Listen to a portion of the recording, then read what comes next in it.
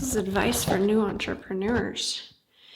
I had someone ask me what advice I would give to new entrepreneurs, having been one myself for 20 years now.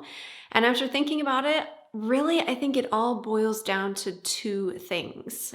Hey bosses, quick interruption with two important things about this video. Number one, this was recorded just before the current crisis exploded. So while the advice does not specifically talk about the struggles you're currently facing, it's still extremely applicable, and I encourage you to start here. However, next week's video is going to share strategies to survive the financial crisis we're all facing and or fearing, with tips to make your business recession-proof, drawing on my 20 years experience as a full-time entrepreneur who's actually started a business during a recession. So watch this one, but make sure you're subscribed to catch that one coming next. I'll let you dive in.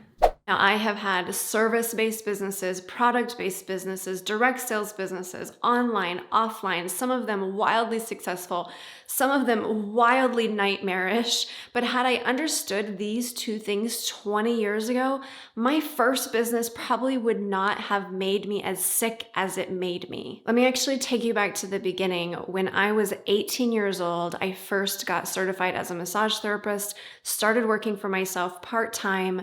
When I was 20, I went full-time, and I was kind of freelancing, meaning I had the license and I would work or contract with other companies that would send me out to do mobile massages in homes or in hotels, such as through the concierge. After about only 6 months of doing that, one of the main gals that contracted me decided to close her business. And I looked at what she was doing and I was like, you know what? I can totally do that. So I did what everybody did back in the day. I put an ad in the phone book. Now, we live in Vegas. The phone book back then was about this thick. It was like a booster seat for children. Now it's about this thick because no one ever uses it. And that was my main form of marketing. Over the next 8 years, I built my business, first independently building my own practice, then contracting other therapists to work with me. But because I didn't understand these two things, I worked myself almost to death. I was working 7 days a week, 16 hours a day. My family was suffering. My health started suffering. My body was suffering. And ultimately, I ended up closing that business. Practically, I sold it, but practically gave it away just because I had reached such a level of burnout. Here's the thing, my business then, your business now, can only grow when we are consistently working on two things pretty much simultaneously.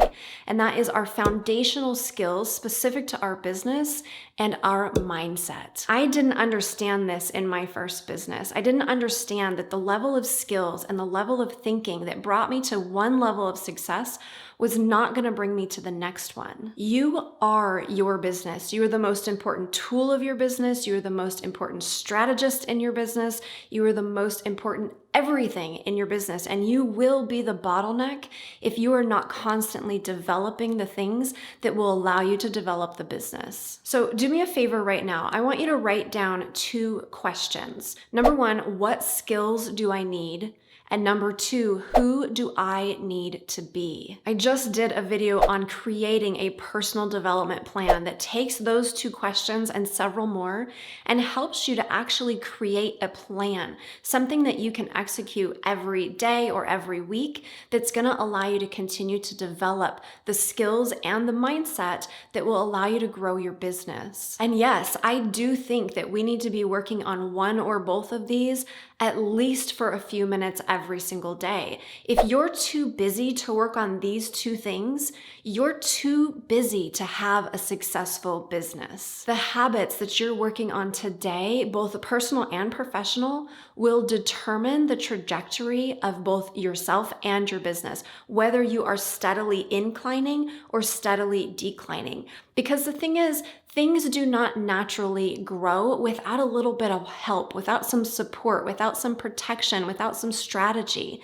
If you're ignoring the things that allow you to innovate, to continue to solve problems, to develop, to evolve your business in the way that needs to be evolved in the next 10 years, you're going to be slowly falling apart instead. If you leave a car out in the middle of the desert, what's going to happen to it? It's going to fall apart. It's going to rust. It's no longer going to work work. Unless you are taking care of the things that matter, they will fall apart over time. You may have a level of success right now that you're happy with, but even in order to maintain that, you need to consistently be growing the things that will allow it to maintain itself. Ignoring it, just getting caught up in the day-to-day activities, will actually enable it to slowly fall apart. If you are not sure exactly how to up-level your mindset, like you know that it's a good idea, you see all of the Instagram posts, you hear the quotes, and they all make sense, but how?